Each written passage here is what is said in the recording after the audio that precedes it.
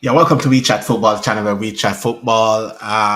Today we're going to be looking at the transfer window, like some of the signings that happened so far, some of the signings that looks like they're going to happen. Liverpool business, um, Manchester United business, the lack of signing by Arsenal. Should have the panel coming. I think everybody's just running a bit late today. It's Friday. I guess everybody is a bit busy. They said they were going to be here, but let's give it some time and see who shows up. Yeah, but can just start off with Liverpool, get that out the way quickly. So a lot of the stuff that been discussed around Liverpool this season has been nothing else but like great signing of Wirtz through the door, the signing of Frimpong. Then we're looking at Gay right now, and also there's lots of talk with about Isak coming in, and even though that would be like a ridiculous signing if we pull Isak through the door, but yeah, that's what it looks like. But a lot of people they're thinking that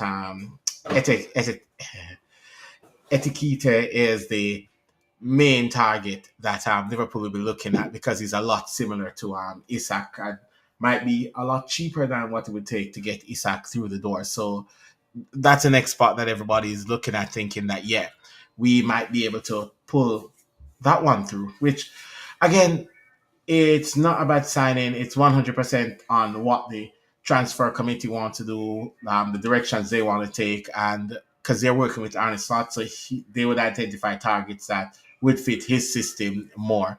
That's just my thought on the whole transfer situation right now at Liverpool. Is that I'm not really too stressed about the name on the back of the jersey. It's about the positions that everybody play to figure out if they're signing the right positions rather than the name on the back of the jersey. For me, the words one was like completely out of left field, out of nowhere. I didn't expect that word signing to come through. Well, today he finally put pen to paper, and it's official that we're signing words. And then I heard that we're going in strong for Kirkett because Robertson right now is heading out to Atletico Madrid. So that's something else we need to have a watch out for. So much going out, how much coming in. I know, like Arne starting his first transfer window at Feyenoord, he had like a lot of people going out and a lot of people coming in, and we're looking at it right now at Liverpool, and that could be the same thing that we're seeing here. Is just a lot of people going out and a lot of people coming in. So yeah, so that's kind of what we're looking at. That could be happening with Liverpool this season. A lot of turnover. Um, it's going to be a brand new style that we're going to be playing next season, and we're going to need the players to actually bring that style of football out and bring that to the forefront and bring more of Arne Slot style of playing to the forefront. So I can see the reasons for the massive overall of the squad throughout the transfer market. Then we look over to the likes of Manchester City as well, who has been doing like a lot of business with Manchester City. Their overall, I think their whole midfield is overall right now, with players that they're bringing in. We spoke about that like a couple weeks ago, like the overall, all of that. They're still looking to bring more players in because I think they're looking to strengthen both right back, left back. So they're looking to bring more players into their club. Arsenal, on the other hand, which is another one of the title contenders in this season, for Arsenal, they haven't really moved much. They brought in a second goalkeeper, which was needed. So they needed a backup goalkeeper because they had Neto, and he's going back to Bournemouth. So they bring the goalkeeper that was at load at Bournemouth last season, which is Kepa. So he's going to be playing backup to Raya in Arsenal, which is I guess okay business if you want to look at it that way. Zubamendi is still linked. I heard that that was going to be all wrapped up, but for some reason it's still not wrapped up. So we see where that goes for Arsenal right there. See a lot of work to be done. The transfer window just opened. The official transfer window just opened. So with the official transfer window just open, there's still a lot of work to be done. There's still a lot of work um, in their attacking areas. I feel like they need a left winger and a striker and number 10. and a right winger as well. They need a backup for Saka in that case, so they can rotate and he's not overworked. Hence injuries and stuff like that. So there's a lot of business that still needs to get done. And I know like Liverpool, Man City moved early on their targets is because most of these clubs, their targets are high profile. So there's a lot of speculations around all of these targets. So therefore, they have to move early to get these through the door. And I think that's what they did with the words and stuff. For Arsenal, I think they're trying to figure out which of the two strikers are fits the manager system the best. Because at the end of the day, you can't just buy someone and just hand it to the manager and say, "Here, the striker that or the player that they're looking to bring in must meet the manager's style of play. So if the manager can get the manager can get the most out of that player. So that's kind of one of the things that I think might be holding up Arsenal a bit with their transfer is that they need to get the right signing in, and I think they're trying to figure out who is the right signing. Which one of these strikers is the right signing? Is it Yokeres or is it Sesko? Which one is the right signing? So I think they're in a toss up with that one. Then we take a look, and then you're looking at right midfield. At some point, they were linked with Rodrigo, but no, they're linked with the likes of Madueke from from Chelsea. So yeah, a lot of different signings that's happening this week. I mean, this transfer window that the teams they need a lot of players. To be fair, they need a lot of players. So far, Arsenal need to strengthen. Liverpool went out and strengthened this summer. City strengthened this summer, and could be a massive gap. And then when we're looking at Spurs as well, who just turned around and signed Thomas Frank from Brentford, bring him over. Let's see what their business is going to look like in the Champions League, in the league, because they're playing Champions League next season. They're going to need signings in. They need to strengthen because I don't think that squad is good enough for Champions League football. I know a lot of people blame Ange and the system that he played last year, but they won the Europa League. So it could be one of those for Spurs, but I do believe that they need to strengthen. They need to strengthen with quality. The other side to that is we have the likes of Manchester United, who start doing business. They signed Cunha in early again, another signing that needed to get done early due to the fact that um, there is a lot of there's not a lot of option in the strikers market right now. There's not a lot. So I think getting Cunha in for Manchester United was really good this season to get that in early. They also have like other top clubs like still doing businesses, but these are the clubs. Chelsea.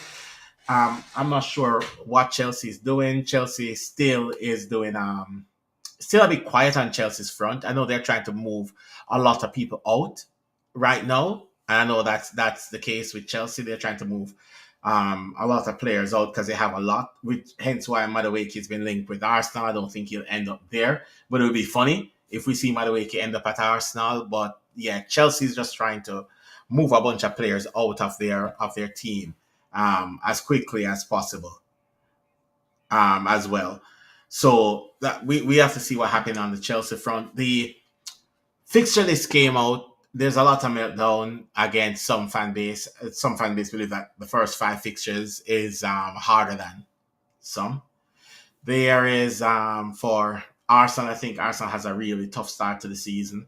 Liverpool have a mid, I would say, start. But how I look at it is that we all have to play these teams home and away throughout the course of the season. Whether it come at the start, whether it come midway.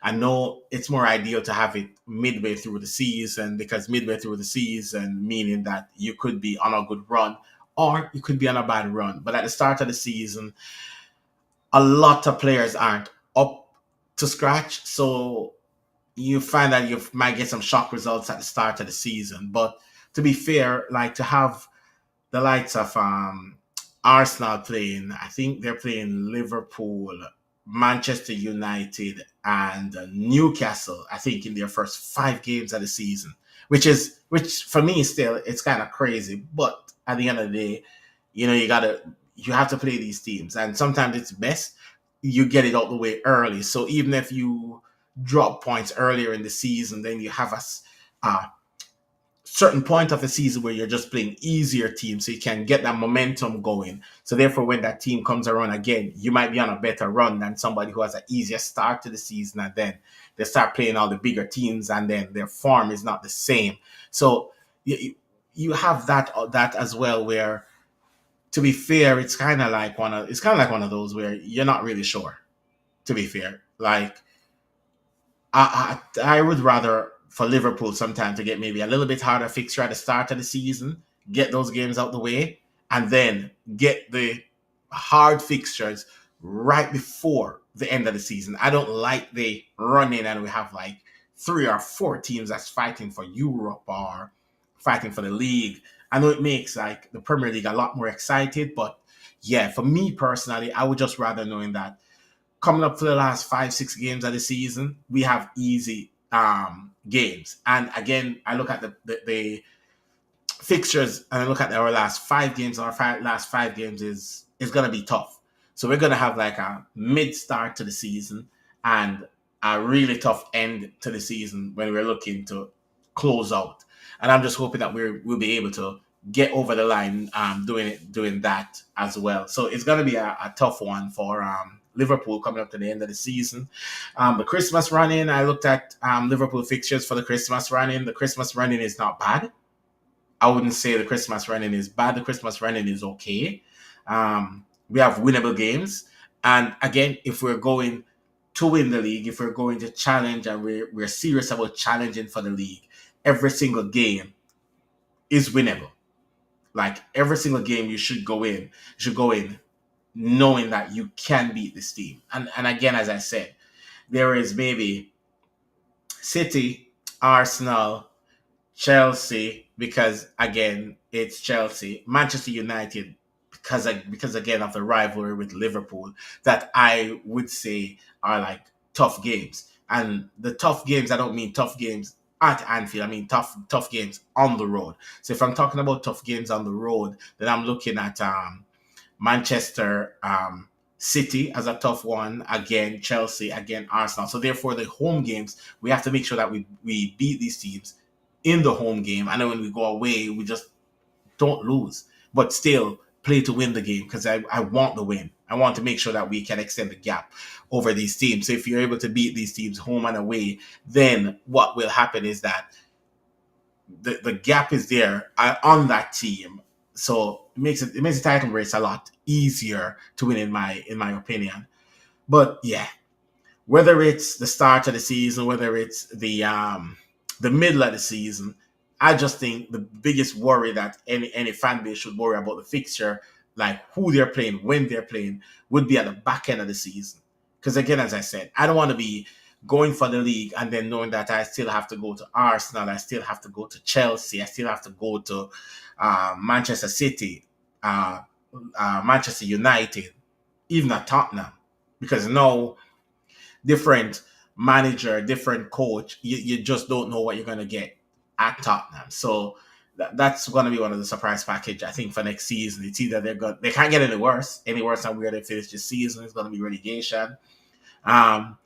Again, it's another interesting point when it comes down to the likes of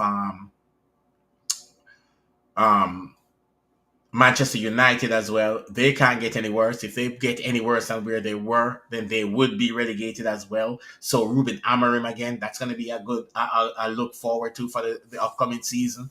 How will Manchester United do? How will Spurs do? Can Liverpool retain? Can Arsenal break the curse? They said after finishing 3 times second in a row, then they always go on to win the league the next season. Can they do it? Can they do it next season? Can Arsenal win the league? Will City return? Will City return, and will City sit back at the top of the table again, winning another Premier League with the great Pep? These are questions. Can Chelsea kick on? Can Chelsea finish in another Champions League spot again? These are some of the things that I think next season we're going to be paying like keen attention to. And the promoted teams, like a lot of people are not talking about them, but there's a lot of teams that got promoted, like the promoted teams.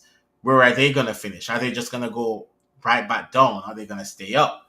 These are, yeah, a lot of questions coming up this season. A lot of questions I would like to pose to the panel, but yeah, Sunday Vibes will kick back into that a little bit more. Because I should have again the panel. I don't think they're gonna be able to make it today because everybody's like busy. But for the Sunday show, I think we should be having some more people on the Sunday show. We're going to be talking about the Club World Cup again. I know there was a lot of talk with the attendance for the Club World Cup, but trust me, like we're looking at you putting on a game that starts 8, 10 o'clock on a work day and expect people to be not going to work and showing up to the game. That's kind of like a bit mad, right? It's like trying to catch a Seattle game that was here, and that was 12 o'clock in the day while I was at work. So you can't really take the time off to go. I think they put the broadcasting schedule in for the European fans, and that's it. So the local fans are suffering because they put it on. So it would be an ideal time for people in Europe, for people in other parts of the world to see, but then taken away from the local fans to actually go out and enjoy the spectacle that you're putting on. So I think it's not a bad tournament, but I think it's still too much teams, like what I said before, just a little bit too much teams. So therefore you have to kind of jam pack a lot of fixtures. If they had make it like a 16 team tournament, stretch out over the same period of time, then you can get the games playing at a respectable time where people can go watch the games. Like there is about 4 or 5 time zones in the state, so you could have one on the East Coast that starts like 5 o'clock on the East Coast. 5 o'clock on the East Coast, you're looking over here, it's like 3 o'clock, and then by the time you start the game, like that game finish, and then you move over to the game that started on the West around like 5 o'clock on the West, then you're looking at a complete different time zone. So certain things won't overlap. Then you have people packed in the stadium. The grounds are making money. People around the stadiums are making money. And now the spectacle that you put on actually looks like it's a proper tournament. What this looks like, this looks like something that FIFA is using as a cash grab. Yes, we all know it's a cash grab. Everybody know that this is a cash grab. But at the end of the day, at least have it look like it's not a cash grab. So put the game on proper time so people can leave work, people can get to the game, and people can go watch the game. I know people want to watch the game, but having the game on at ridiculous time when people are at work, expecting people to be in the stadiums, it's crazy. And then you have the journalists that I don't know why they are considered journalists now, because a lot of people just say whatever they want. They're trying to get more hot takes than a YouTuber, and YouTubers are not journalists. I'm not a journalist. Most of these people out here is not a journalist. So, and they're trying to get that same hot take to say, you know what, look at the stadiums. Oh, this is just a cash grab. Yes, we know it's a cash grab, but at the same time, it's bad scheduling from FIFA just to please the European market, just to please the fans in Europe to watch the game, which personally I don't get. And the reason why I don't get why they're doing it like that is because when you look at the market that you're trying to get to, it's not like you're selling it on the zone. Everybody have to watch it on the zone, but if you go to the zone, it's free. So you're not paying any extra for it from the zone. So for me personally, they didn't need to stretch it out that far. They didn't need to add so much teams in. It could have been as simple as 16 teams. 16 teams, you could spread the games out. You didn't need 4 games a day. You could have done 2 games a day. You could have picked stadiums again don't have to be in the middle of the US. One could be like out east in like Miami, since if you want to get into Miami in, you could put one into Miami, and you could have one on the West Coast, where it could be the Seattle, it could be the LA, one of those cities that is like rich in football that people will show up to watch the games. Like Miami, yes, people will show up in Miami to watch the games.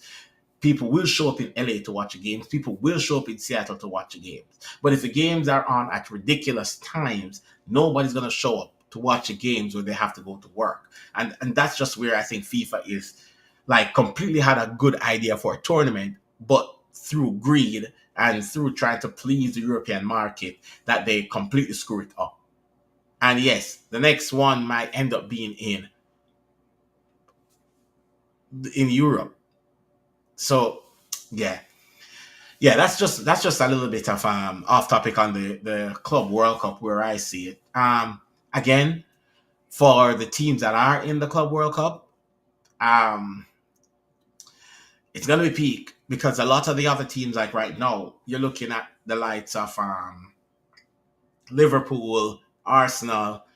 Their players is on like vacation. They're resting. They're trying to get back to fitness of what they need to be. And Chelsea, Manchester City, playing in a tournament that, again, any one of these players get injured could be a blow to the start of a season. I mean, it's great for some players, like for example, like City, Rodri coming back, Rodri getting a run out, Rodri moving around, getting up to scratch with the tournament. But what happens when like a couple of the heavyweights meet and then there you go.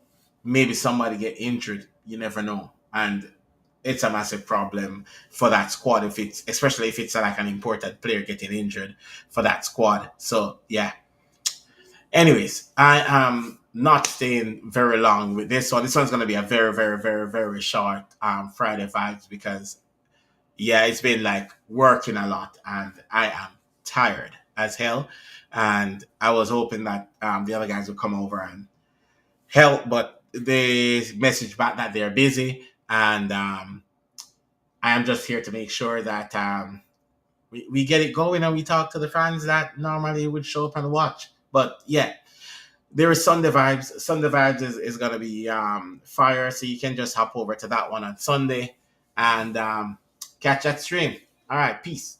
Catch you on the other one.